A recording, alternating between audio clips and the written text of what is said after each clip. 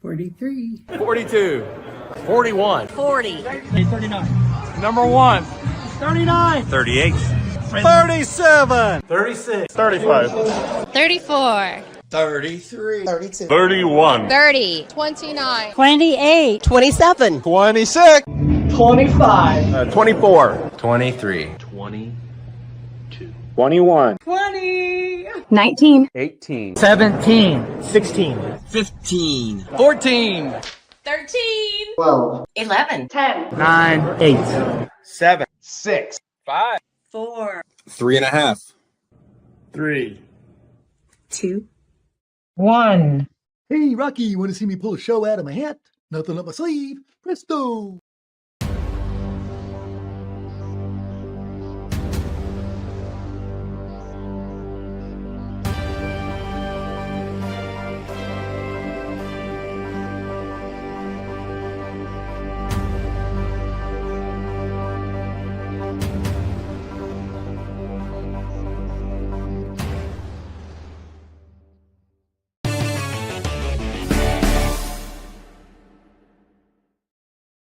Hi, and good evening. Welcome to the Mouthwash Talk Show, a minty fresh take on politics.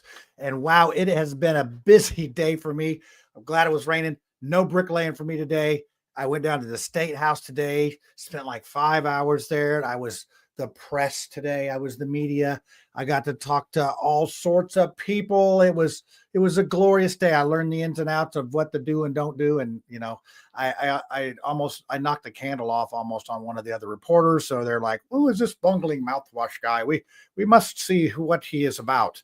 But it was fun. It was a fun day of that. And it's there's still, as they say, there's still the back nine on this redistricting thing. So we're going to stay tuned for that. But tonight, you see, I have my background here, the prison background, because I was able to go out. My good friend Jay Harvey said, "Hey, I was bugging him about going to his prison ministry to go out and visit some prisons."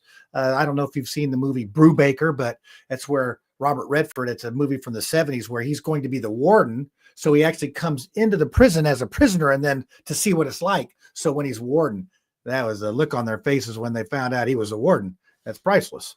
But so it was not what I expected, but it was definitely it was a cool experience. And guess what?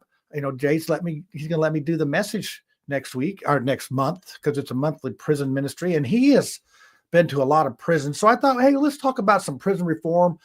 Maybe you don't know what the prisons are like, and how it works, and for the profit prisons and the state prisons and all the different things. So I thought it'd be a good idea to have Jay come on and talk about those items. He's very well spoken. He's been to 360 different prisons.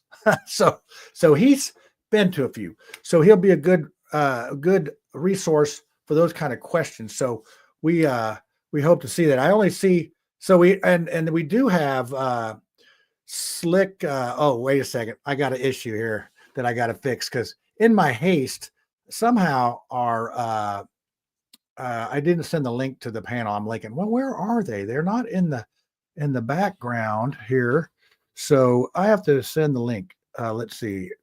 Oh, good. There it is. It's going to be easy to send. Well, maybe I better resend it. So sorry about that. But anyway, Lucy Brenton has details to take care of tonight. So we got a special treat. We got Slick Witty, who is now, I think I can say this, he's actually paid his dues to be a libertarian. So he is going to be a libertarian. So he's going to take over. He's going to fill in for Lucy. And I have to remind him that this is a family show, and because he was getting a little bit out of control. Look, now they're coming in there. Sorry about that, folks. I didn't mean to not give you the link. You know how this big production studio here at the Chateau de Marcel studio works. So I have killed enough time. I see Tiffany popping in there, and I'm sure Brad will be soon behind. But I do want to show you one of my media things. He says, I got a phone and I'm tall. I've noticed that's a really good deal if you're in the media, that you're tall. You can reach over the top and take the microphones and all that. Other than dropping the candle almost on the other reporter, it was a pretty good day for me. But I do have a clip. I have a clip of they had a little rally I mean, it was not nearly as big as a No Kings rally, but I mean, it was 50 people strong, and they were down there voicing their opinion about this redistricting thing. My personal opinion is we got a lot of things other we could talk about, but hey, the redistricting thing is a bit hot topic now. So this was Micah Beckwith, Diego Morales, giving their little speech in front of the media, which is me. So I'm like over the top of the cameras and whatnot. But here you go. I'm going to play this clip, and then we're going to have Jay Harvey on the other side. So enjoy this little clip from yours truly, First Day at Media. This is what I have for you. We are standing up for a fair voice in Washington, D.C. And so we want the fair maps. We want the maps to be redrawn because places like Illinois, California, New England states are stealing our voice in D.C. Redistricting is the right thing to do. We should stand with the president, stand with the governor, and I'm proud to do so. Amen. Well, I got some remarks here for everyone, so that way I make sure I can tell you the whole truth. So, first of all, thank you all for coming. This is what leadership looks like. Thank you, all of you, for coming. You know, when Democrats, the Democrats are the ones who are happy that our state senators are supporting them. They are the ones who are happy. So I'm here to tell you that Republicans need to start acting like Republicans. We didn't start this fight.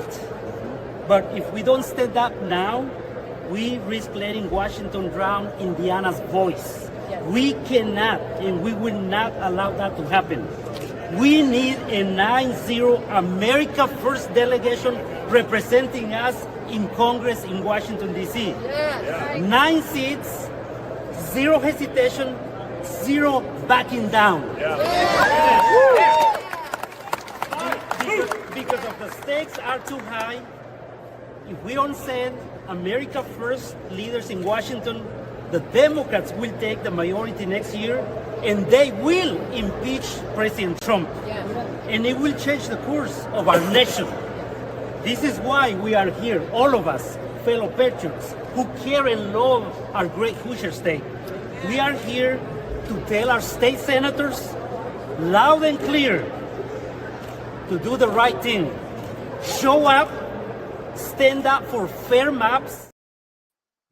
And there you go. And I know, Jay, politics is as far away from what you talk about as it does. And I don't think we agree on some things, but we agree on a lot of things. And I tell you, one thing we agree on is how our prison system takes advantage of folks that, it's like this. I'd say there's two type of people in the world. There's the people that got caught and the people that didn't get caught, because we all make mistakes.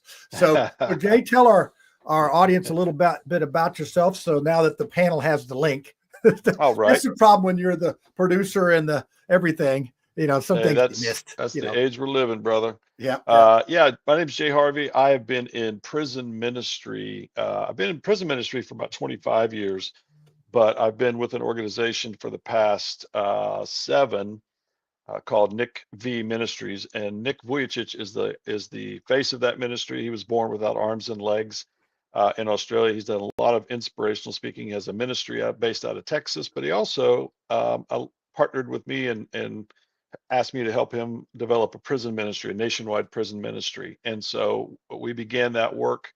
And since that time, I have done live events in over 360 prisons across the country. And I get weird looks when I say that, because some people go, "We have 360 prisons?" And I go, "Oh, no, we got way more than that." But I've only been in 360. Each state has a different amount. But Florida, Texas, have over 150 prisons each, and spread out all over. So I've been doing that, and I've been in ministry for a long time as well.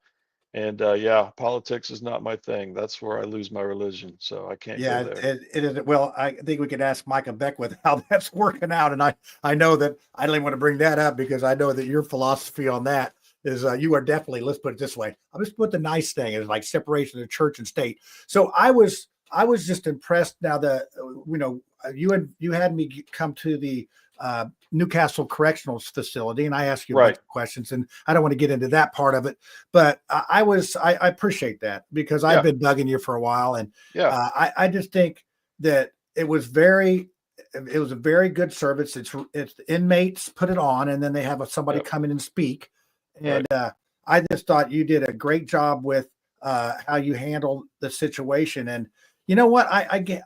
I was amazed at a couple things. One thing was that the fact that there's 3,000 people in that facility. Yeah. I mean, it's like that's just one place. Yeah. And actually, we had about 100 people in the service, so I guess Yeah. that's not bad for that. And Yeah. some of them are just getting out to get out, but Yep. a lot of they were really there to worship, and these guys were really into this thing. And the other thing is that I had this sense that a lot of these folks had a feeling that we are a lesser person in society. Yeah. A little shame, a little thing, Yeah. and I'm like, and I work with an autism group, and I feel that same different kind of thing there. But you know what? We're all in this together. And like I said, there's Yeah. two people in this world. There's people that got caught, and there's people that didn't.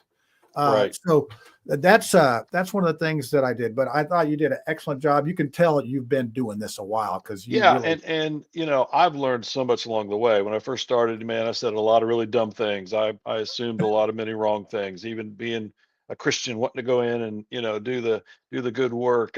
If you don't allow yourself to really see what you picked up on, which is exactly right, um, that overwhelming feeling that first it's hard to trust other people. Do they really see me as a human being? And to try to get over that hump of feeling that shame and guilt. And much of that starts even before they go into prison. I would just tell anybody that's listening, I'm not going to throw a bunch of stats at you, but you know, 80, 80, 85, that's the only percentage I'm going to throw. 85% of the men who are incarcerated in our country at some point have had a little bit different kind of trauma than what most people experience. So family breakup, loss of father, abuse, sexual, emotional, spirit. I mean, something like that in their youth. And that is something that where they live and where they have access to resources or not to handle those kinds of things, or a good community around them, are all factors, especially poverty, that will eventually just end them up in the system, maybe juvenile it's or like a county. magnet.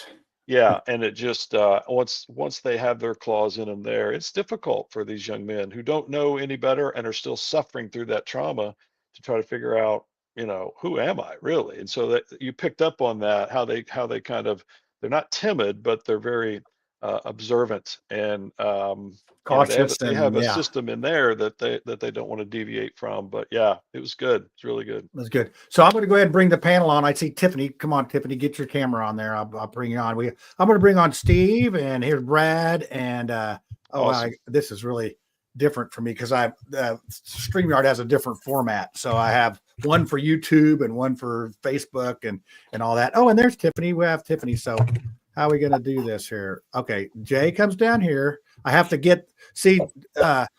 Jay, this is the political thing. We got to have the people on the right side. So Whitmer, you're in the middle. Well, you guys will love me because I don't have a filter anyway. I'll say whatever, so it doesn't matter. Well, actually, no, that makes sense. I kept waiting for you to say that. I have a captive audience when we were doing it. But there's a certain kind of prison humor you don't do. Yeah, They've heard that one. Okay. Yes, I'm sure they. So, they have. for example, on Easter, because I've been doing this such a long time, and I'm familiar with some of the places and some of the men that I've ministered to for years now, because they've been in prison. We had a big Easter service at the place where I took you, John, and I said, the great thing about being incarcerated on Easter is you don't have to go buy a new outfit, and that you don't have to deal with your family. And so and they just cracked up. They just rolled. But they know me and they trust me. And so that's the only reason I can get away with that.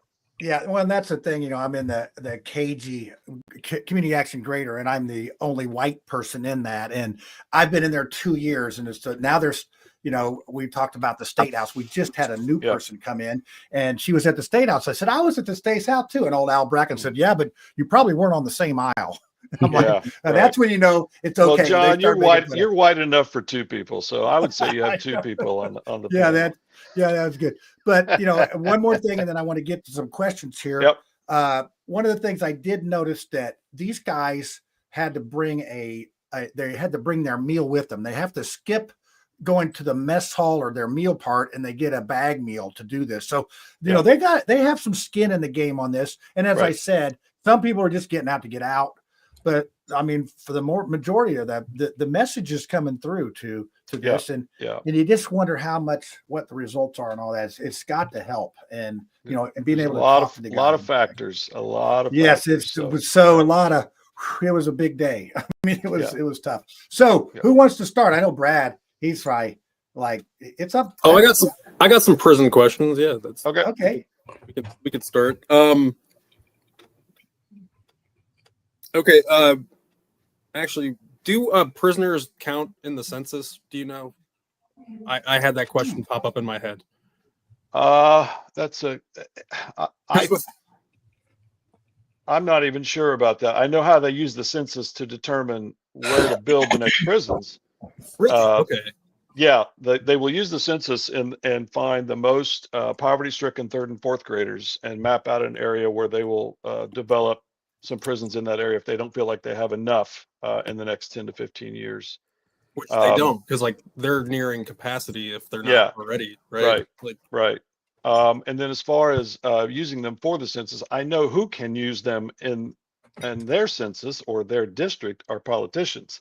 So when a politician adds 5,000 people in his county because he got a private prison built there, he can use that as for his numbers or her numbers.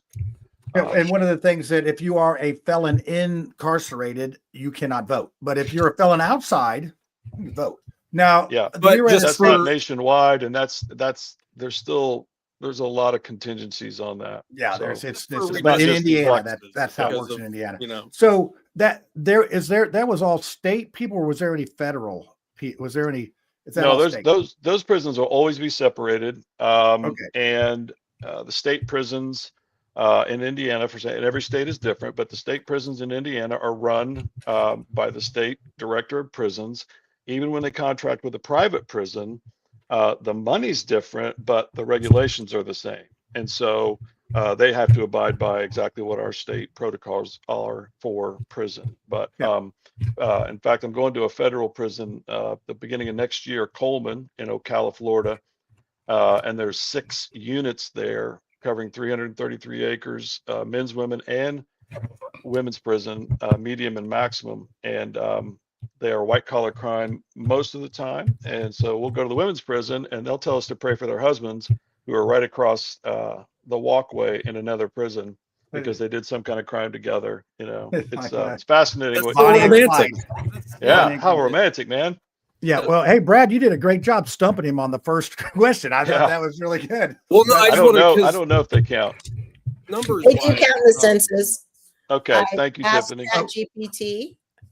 And very nice. Tiffany, go. It's like, we have her on the show. But the answer is a bit nuanced. So there are nuances there. I won't read that to you, but they're counted, but not in their home precincts. So you could have a district with multiple prisons, a large population, and very few voters. Wouldn't that be fun? Like Terre Haute. Yeah. Terre Haute. How many different prisons have you worked at? About 360. Yeah. Were you asleep? Mostly that was right. Like 4 minutes ago. Mostly Florida, Texas, and a couple other big states that have a lot. We also did some in Hawaii and Alaska. And I mean, we've been in about 38 states. So all fairness to Brad, I did do one in Puerto Rico. All fairness to Brad, I didn't give you the link in time, so that's totally my fault. You didn't hear the 360 thing. But Tiffany, what do you got for a question? I bailed you out. So have you been doing ministry? Have you had the chance to interact with anybody of any fame or notoriety who's doing time? Oh, Ooh, wow. that's a good. Wow, you Um, might get him on this one too. no, I didn't interact, but I was on the walk with Whitey Bulger about 3 months before he got transferred to a different federal prison, and then 30 days later was found dead. Oh wow. So, yeah. Um, That's pretty I've, neat. oh, there I Sorry, am. Brad, what'd you say? I just said that was pretty neat. Like, yeah, Yeah. I thought that was yeah. It's just a different, like John said earlier, it's kind of not what he expected. Everybody's got that picture in their head of what it's like it looks like John behind in his backdrop there. Shawshank Redemption. It's rarely like that. A lot of the privacy or the private prisons that are taking over. John and I were in a carpeted chapel with $100,000 sound system and Oh, it was good. instruments and all of that. And This is a prison. this is Newcastle Correctional, which is a GO prison, private prison. There's also Corvasic. And I was telling John earlier that if you just want to know how this all works in a nutshell, private prisons are increasing, and they're also traded on the public New York Stock Exchange. So they're a private entity where they have to turn a profit. So the way they do that is how they adjust the food, how they adjust how they adjust commissary prices, how they extort families for phone calls, how they extort private businesses or their employee or the inmates as laborers for private industry and kickbacks and all that kind of thing. So it's definitely a money game. 90 billion a year in the U.S. And the number of businesses that illegally use inmates for labor, because it is allowed, but it can't be forced. And everywhere you go, you just understand that it's implied that you'll work at a job for 12 cents an hour, being an Amazon call center receiver. So sometimes when you're calling to get something fixed on maybe even Verizon, you might be talking to a women inmate in Rockville, Indiana. But they'll do it, or they'll lose some privileges. So they're not supposed to be able to make them work, but they do. Redemption work study. So I know that Tiffany, I know you got a question. I'll get back to you after Steve, but he's sitting there because he is the kind of guy that says execute them all. It's just not all of them, just a pretty okay. big majority of them. That's all. I caught your comments about the lady who, the house cleaner who was shot in Whitetown. Like Tally ho. Like, yeah, that was get the muskets and get the cannonballs. Tally ho, baby. I mean, he was startled enough. I'll be two cupping the coffee cup at the same time when I light the fuse. Ask us a question about the prison system, all those people that you think that we shouldn't be, putting the guillotine on and all that. Ooh. Well, I'm talking about like the child rapists and the pedophiles, obviously, not the guys that do like election fraud or something. So you're going to assassinate the president then? Yeah, well, I mean, all the above, really, like the violent people that we got to be worried about. They're going to light us on fire on Indigo or something. Those are the people that I'm talking about, worried about. But like when you talk about regular people that are going through the white collar crimes, that we could say victim or victimless, whatever you say, but like they haven't physically hurt anybody. Don't have to worry about them trying to kill somebody. What's the procedure once they get out of prison? Or what is it really rough for them to say, well, I'm known as a felon, so I'm going to have a really hard time even trying to get a job at Menards? It's getting easier as far as work goes. I would say everything else is very, very difficult, whether you're federal or state, and it depends on how you come out. So if you're off paper, then you're free. If you still are on paper, that means you're going to have some things you got to do to follow up, and they make it very, very difficult for you to complete those things because, as I said, it's a money thing. So they want you back in, or they want you in work release where they can really make money, because they will let you out of jail to go to a work release. So you can go work during the day, report back in at night, but they charge you about $175 a week to have that room. And you have to have a job, and you have to have somebody tell you it's okay to have that job versus that job. Than rent. That's cheaper than rent. Yeah, but it's like okay, it's on top of living. That's the problem. You have to live with what's left over.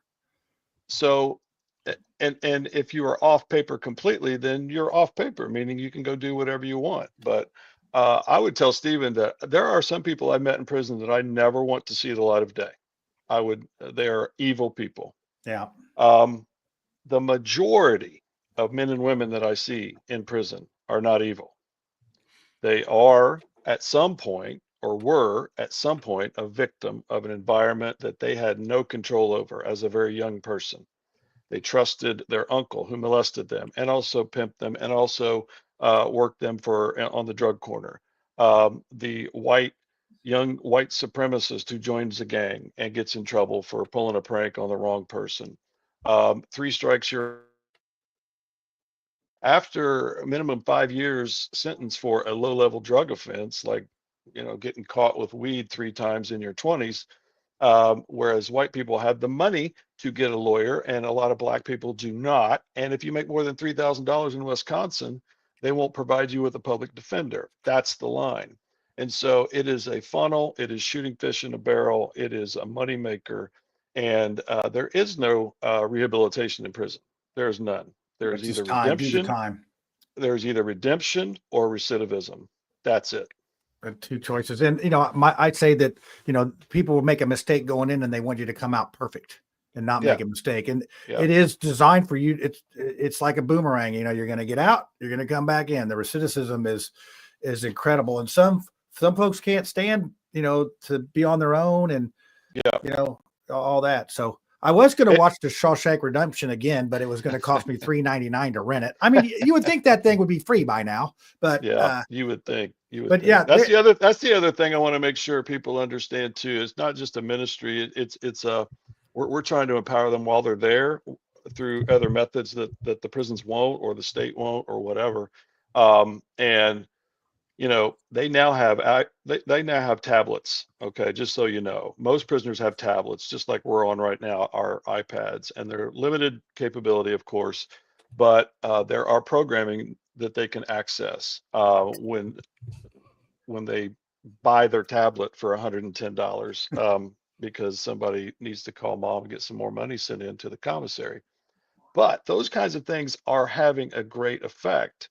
They get a little bit of choice in what they get to watch in different programming and different life affirming little apps that they teach them how to do this and how to do that. That leads to other things. Okay, I completed this. So now when I'm 2 years within release, I qualified for a program now that I actually get to go out and do a truck route with somebody and figure out how to be a truck driver before I get out. And those things are great. They truly are. I want to go back to something John said at the very beginning. They still feel that shame and that like they've got that target on them. If Scarlet in fact, letter. Yeah, we don't just try to start treating them as normal. And everybody goes to the extreme, like Stephen. Everybody's going to get set on fire and all that. And I would just say that that's not true. And 85% of the inmates that I have sat down and talked to at length, and I've talked to 200,000, their stories are very similar. Trauma, didn't know who I was, took time to figure it out. When I figured it out, I was in prison. Now I want to change. And that usually means they're about 35 years old. And that's when it hits.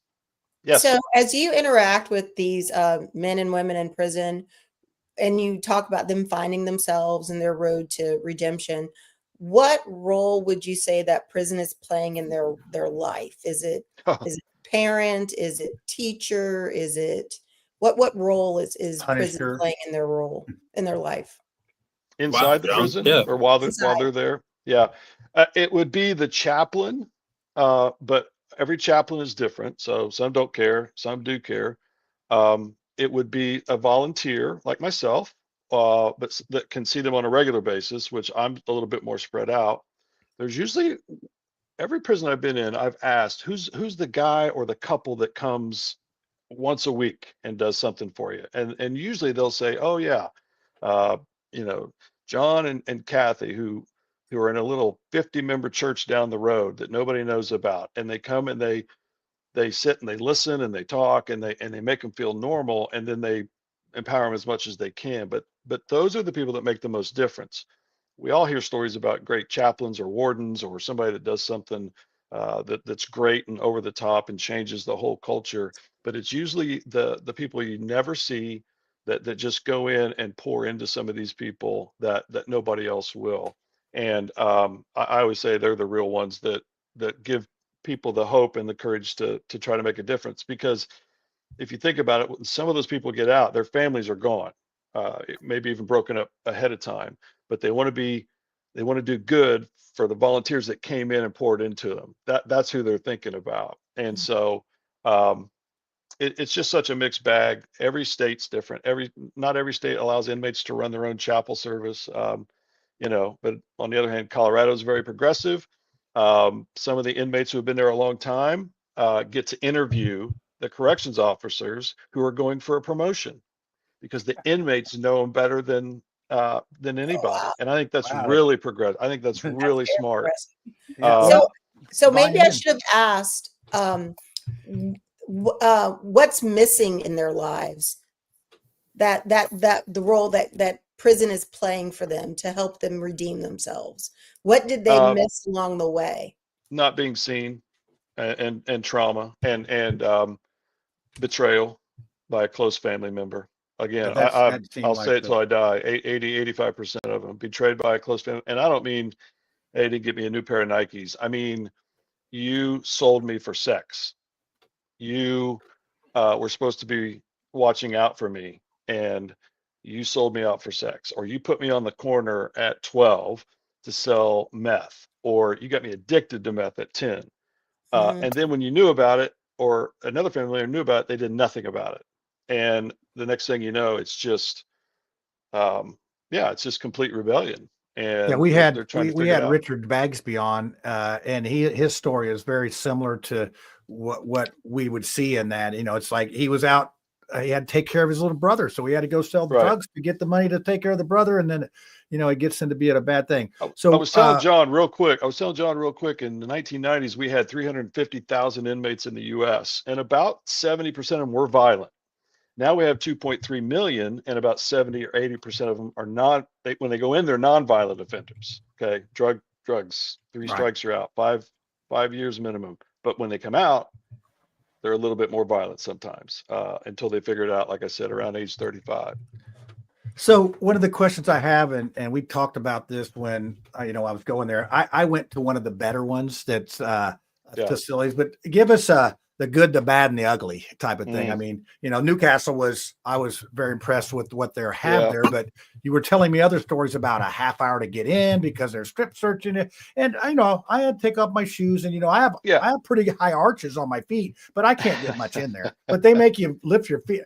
Yeah. So I get it. Miami, there's a prison in Miami, Florida, where the state has decided to send their elderly and sick prisoners. And it's awful. It's just terrible. Understaffed. That's the other thing. Every corrections facility in our country is hiring. They're understaffed. Every time I go in, I have to sign a piece of paper to acknowledge that I know they're running at 70% of the corrections officers that are supposed to be on duty while I'm there, so that I can't sue them if something happens.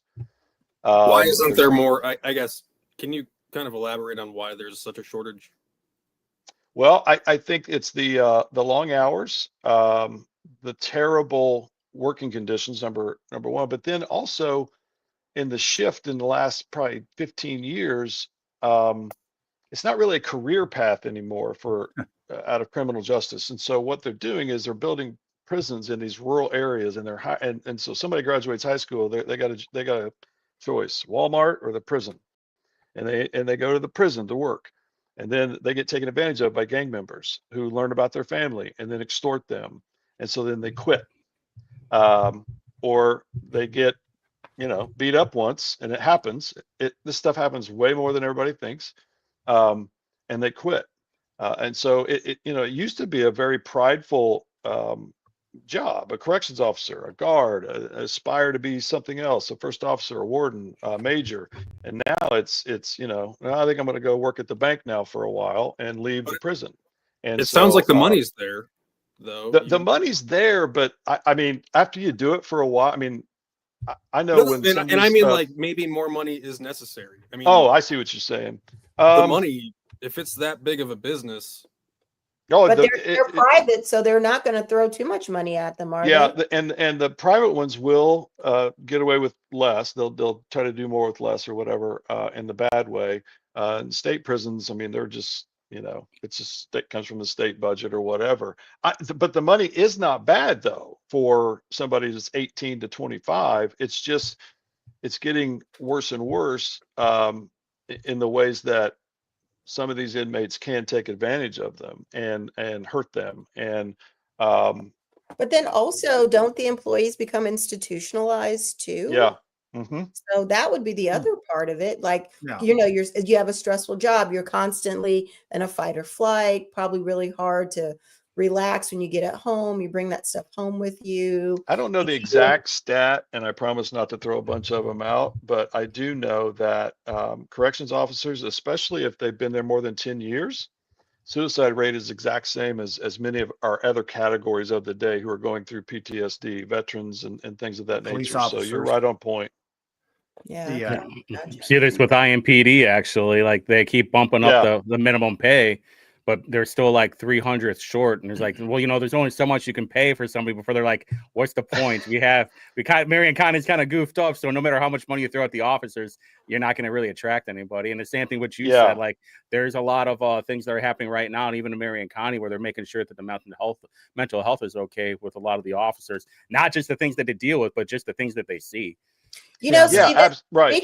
Speaking of mental health with officers, did you see the was it the South Carolina player when he ran into the tunnel and he was bumped by the state trooper? Did you see that? I saw it on Instagram. I didn't really look into it. What did he say to him? What did he say to him? I don't know what he said, but I think that's a little bit of a glimpse of kind of what somebody might be carrying on them, just the, like, I'm here, I'm the law. I don't care if you just scored a touchdown, move out of my way kind of mentality. So I thought that clip was very telling of kind of where somebody's head could be, even at a football game. What do you think, Jay? Absolutely. That was there is always something simmering under the surface on no matter what. When truth really, and I won't get spiritual, but when truth is really never spoken or brought out into the open to figure out, there's violence simmering just beneath the surface. A peace that is attained through oppression will always result in violence, and then violence begets violence. So when I saw that, he hadn't even scored a touchdown. They were just two guys coming out of the tunnel. Okay. And the officer ran into him and then turned around. He was not a South Carolina fan. And so, I used to just really, that used to just really work me up. And I saw it, and maybe this is the sign of the times too. I saw it and I was like, yeah, that's where we're at. That's where we're at. That's really, really sad. Yeah. So, and then, some people have different kinds of opinions of police. When I was in college, one of my suite mates, she was like, fuck the police, the police killed my dad. And it was a very different interpretation of a relationship with police that I had growing up. They were there for safety. They were there to protect you. But that was her kind of, that was her attitude, because that was her reality. And then I looked at that clip, and it's just kind of, it's somebody else's reality, because somebody would tell you, oh man, police do that all the time. So it's kind of a glimpse into what could be somebody else's reality whenever they do interact with police. And so I thought it was just kind of telling somebody else's reality that millions of people got to see and witness. Yeah, you never know when somebody's looking. I mean, you just don't know when somebody's looking. Somebody caught that, it goes viral, and it's out there. Now, one of the things, you both were talking about, we are numb to it. It's just what we expect. So we had Chief Bailey was down at one of the GOP clubs on the South Side, and then 7 people showed up. So that gives you an idea of how engaged people are about everything. I mean, they're just basically, we hear a murder every day, pretty much in Marion County, and It's just like it's just everyday stuff anymore. I think I always take the prison environment and try to. It is kind of a microcosm. Of course, they're not free to move about wherever they want and do whatever they want, but there are rules in there, and then there are unspoken rules, and what the corrections officers know and what they don't know, how much of a part of it are they, and look, there are. There are a mixture of men and women, and by the way, females are the fastest growing demographic being sentenced to prison time, not county, but prison time. And that's because what are the major offenses? Drugs, buying drugs for or robbing, theft to get drugs for their boyfriend who can't get caught again, or he's going to go away for 10 years. And so, but they're in love, and so she's going to go do it. There's so much romance again. Yeah, so much, man. Bonnie and Clyde. Yeah. And so, but when they feel like on the inside that they can't trust anybody, then they go into survival mode on their own. And that's what we're talking about on the outside now. I think so many segments of society feel like, well, I used to be able to trust in that institution. I can't anymore. Oh, and then I can't with that one anymore. And then now I just saw something else on TV that makes me question that one. And we just start to go downhill and go, I'm on my own. I'm on my own now. And you just realize that you start to lose trust. You start to lose faith. We've seen it all in my profession as well. I get mad when everybody is talking about white child molesters who are pastors. I mean, I'm not one, but then again, I'm a white pastor. And so, there was a few of them in there. At the place that we went. I mean, mean, that's the thing. Yeah. So it's okay. I was going to say, I wanted to go to the next thing here. Yeah. Let's just talk about reform a little bit. Now, I want this to happen. Now, panel, I'm putting you on the spot here. I want you to come by here and I want you to give one thing that you would like to see reformed in prison, and then we'll let Jay come in and tear it apart and say why you're wrong or right. So, Tiffany, you go first, Stephen, and then Brad. Thanks. I think they should have better food in prison. Mm-hmm. Absolutely. It's horrible. Absolutely horrible. And yes, agreed 100%. Okay. 100%. Well, Tiffany, now, that was I would, again, Indiana's bad. I've been all across the country. Again, I go back to Colorado where they had a kitchen, a dinette where the officers ate, and they taught the inmates to cook, serve, and they had a garden. And so they're doing some good things out there, but Indiana's food's the worst. Yes. Okay. Whitmer, besides a guillotine in the commissary, what do you think? I think there should be more cameras so everybody can see what's going on. I know it's like a privacy thing, but I think there'd be more transparency of like what's going on with the prison inmates, making sure that the security guards are, the more eyes that you have on, the more it's like body cams. Like we hear stories of what are going on, but then when you actually see the footage, it's like, wow, there's actually more to it. Yeah. That's good. I like that. I would agree with that. They normally only show you like a riot or something where the inmates are, but yeah, that would be a good one.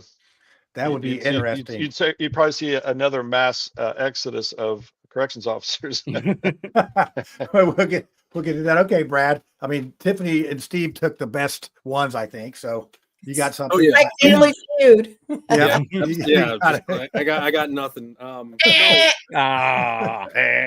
like when you talk about rehabilitation, how do you get to a point where it is a place where you can rehabilitate them? Like when we talk about there being so many job openings for guards, can't that, if there isn't people going for that, isn't there something else that could help the inmates that money could be going towards? Like instead of guards, you can have like plain clothes, not civilians, just to go talk to them and like normalize them, like you said. Counselors and ministers. Yeah, like I mean, very much to like what you are doing. I think how you said it's like you want to normalize them and break them out of that mindset that they're this monster or whatever. So and some prisons will gradually they get more freedoms as they near their release date, but But when you're talking about those words like rehabilitation and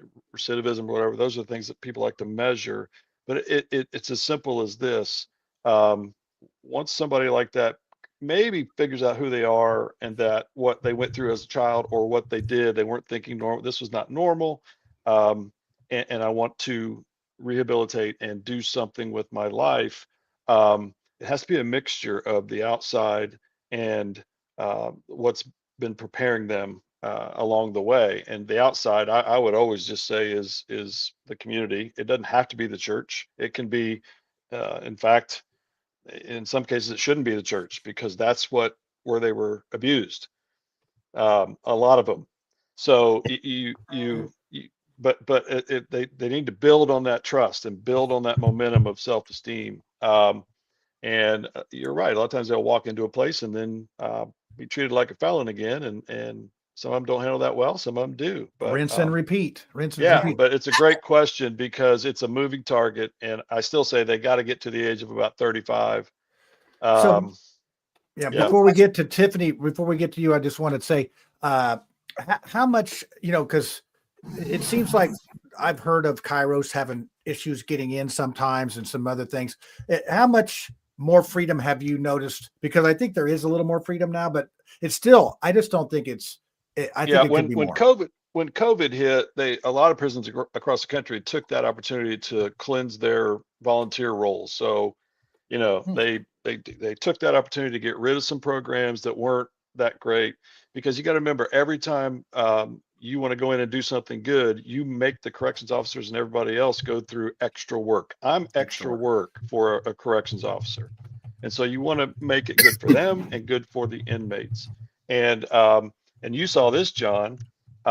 There's ample opportunities for programming in private prisons. I showed him the calendar, the chaplain's calendar, and so it's 7 o'clock in the morning on Monday. Guess what? There's a Satan worship service. They had it all there: Odinism, Satanism, all of it, Satanism, everything. And it's on a calendar like you used to see when you were little on the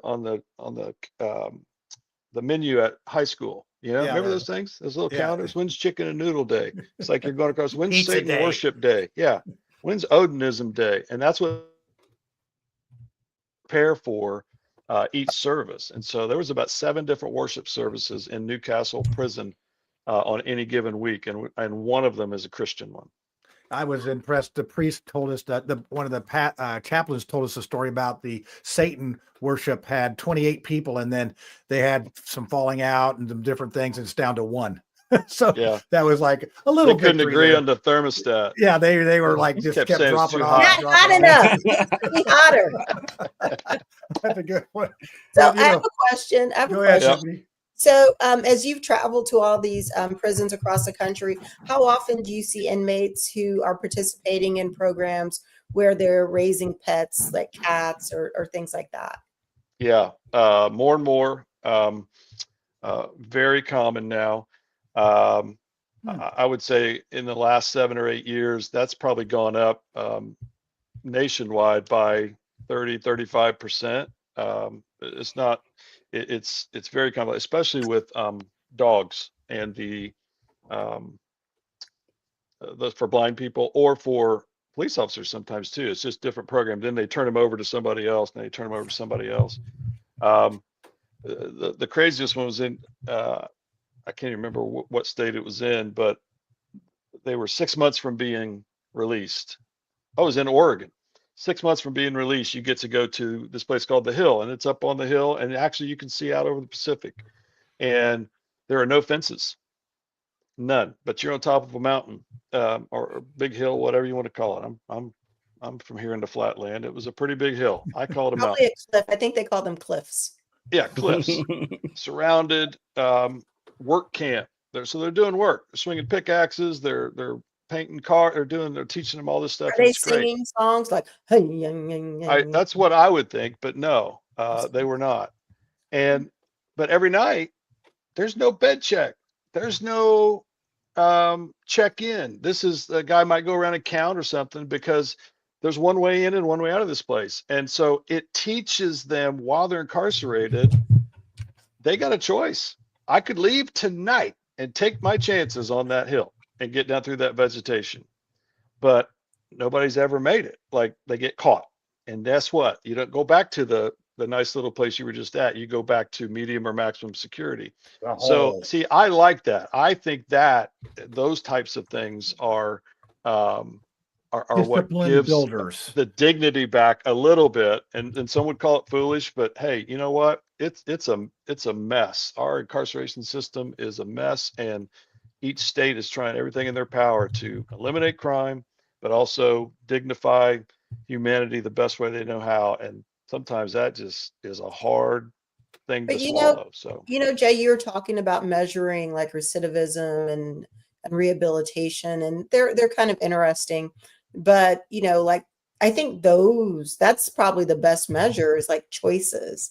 Like, because when you are choosing to, it's 9 o'clock, you should probably go back to your bedroom or your cell or whatever. yeah, That's where people are making choices, and it's biblical. If you can't do little things, you can't do big things. yeah, and I'll tell you why you're exactly right. Because if you just measure recidivism, you can't possibly factor in everything that happens. Example: 60-year-old guy, true story. 60-year-old guy had been in prison for 30 years, has no family left on the outside.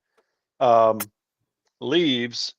Had been big part of their chapel service, church, sang with some guys, did all this stuff, gone, nothing there for him. It is just like Shawshank Redemption. He reoffended on purpose to go back in.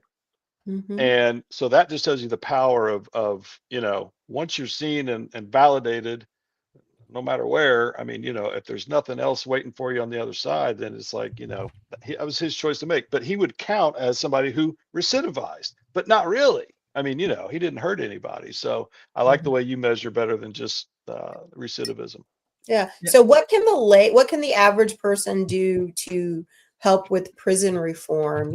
Here's what I would suggest. Cookies? Do I write cards? What do I do? Hey, you know what?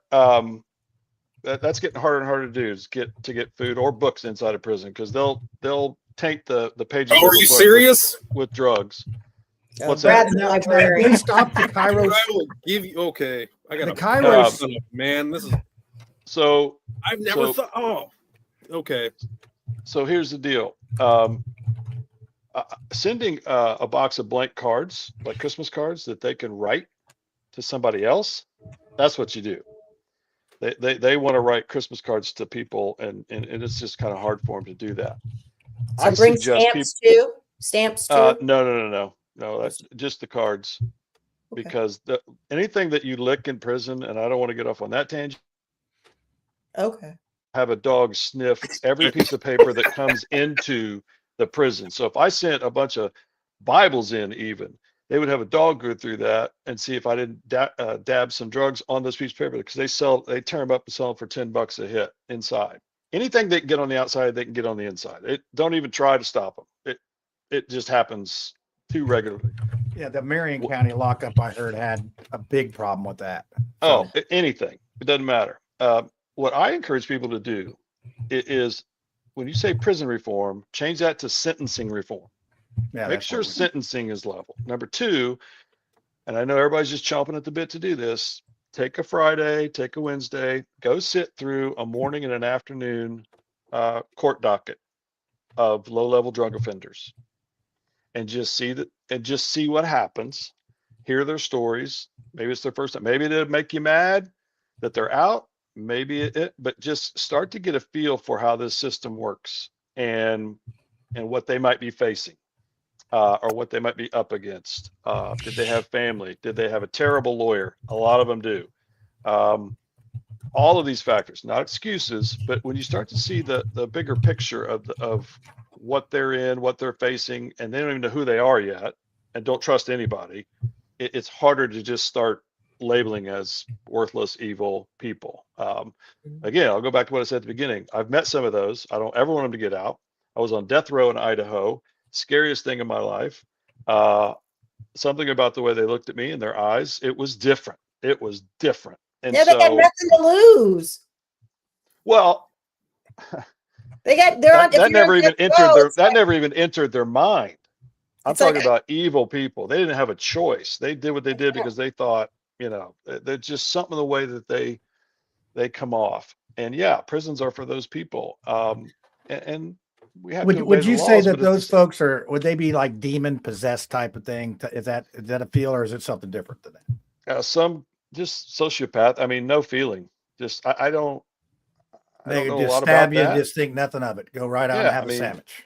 You know, actually, somebody on death row wouldn't even take the time to stab you. That wouldn't even titillate them.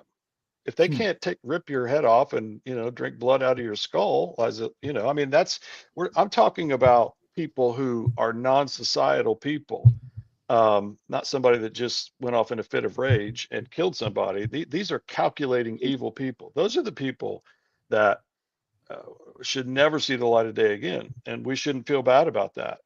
But I just keep going back to the vast majority of these people. are not that. Yeah, could have been me. Could have been. Well, I don't know.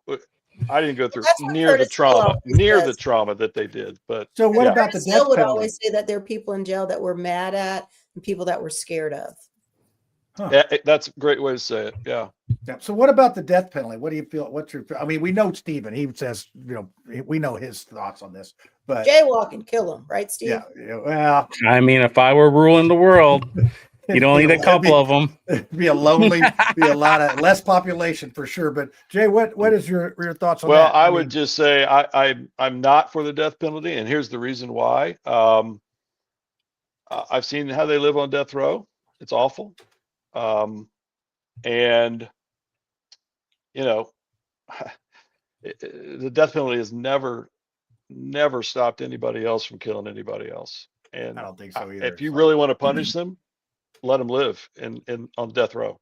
If that's your goal, maximum amount of punishment, death row until they die, that would be it. Yeah, putting them in with another bunch of people that are I hopeless. have a question, Jay. What about hospice in prison? Have you interacted with anybody in hospice? Yep. Was just doing that about a year ago at Rockville. As I mentioned before, the women's state prison here on Indiana line. Got to go back and walk through the hospice area, and yeah, it's just incredibly sad. I mean, it's awful. People get cancer in prison. Were you able to offer them anything? Oh yeah. Conversations, ministering, chaplaincy, that kind of thing. But it's an awful sight. Yeah, there's And, a lot of and things. where, if you're in prison and you're in hospital, where are they? Are they very similar to an ER kind of environment? Not real big, not real fancy, obviously, but curtains, hospital beds. But where's their heart and their soul? Where are they? Just like out here. Yes, some do, some don't. How about do they? Some places will let someone out if they're in that situation. They will actually let them out. What's the percentage of that? Do you have? I know you're not going to throw out percentages tonight, but I'm asking for one. It's pretty small. Pretty small. And they like to keep it that way because then all of a sudden everybody's got some reason. I mean, everybody's innocent in the prison, right? That's what like Shawshank. I mean, it's Cool Hand Luke, man. I mean, when how many eggs when his mom died, the warden knew he was going to run, right? I mean, that's what they want to do. Yeah. So how many boiled eggs can you eat in an hour? Wasn't that in that movie, Cool Hand Luke, when he ate all that boiled eggs in an hour or whatever? 50 eggs. 50 eggs. That's good. On that note, we're going to wind this up because I'm doing my best to keep this show to. We've already talked. I appreciate you having me, man. And all your questions were great. I'm serious. I learned a lot, man. Honestly. Yeah. Our chat usually runs about 100 plus, and I think a lot of people were listening. And that's why I wanted to have this on, because it's really something that's out of sight, out of mind. And a lot of folks don't really know what it is because it is out of sight, out of mind. I mean, you look at how difficult it is to get into this visit to see this, what it's like. And it's, so we got to look at that. So Jay, stick around after I shut the thing off. Usually we lose the guests because I don't tell them to stick around because we like to have a little powwow at the end of the show, but appreciate it coming on. And man, I look forward to going out and giving the message next month. This is going to be, but now you're going to go with me too, or am I on my own, or how's it working?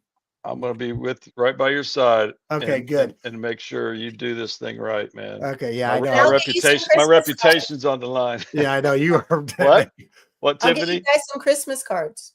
There you go. Yeah, they love that. Yeah, Be so appreciative. Tiff will fix it up. So, all right. Well, hey, we made it. It's 9:59, and we did this. So I'm going to do the quick ending, and hopefully I can get everybody off stage while that happens. So, well, I'll do the long thing. I'll do the long one. It gives us more time here to get off of there. Where is it? There it is. So, Stephen, you'll have to be Lucy on the ending. So sorry. That's what you did. All good. Hey, thanks for watching, everybody. We'll catch you next week. Oh, maybe Jesse Brown. Maybe Jesse Brown coming on. So that'll be fun. We got some other good guests lined up. So he's been on before or no? Yeah, he's been on. He's been on. So. Okay, it's 10 o'clock. It's 10 o'clock. Stop me now. Everybody say bye. Let's go bye. Yeah.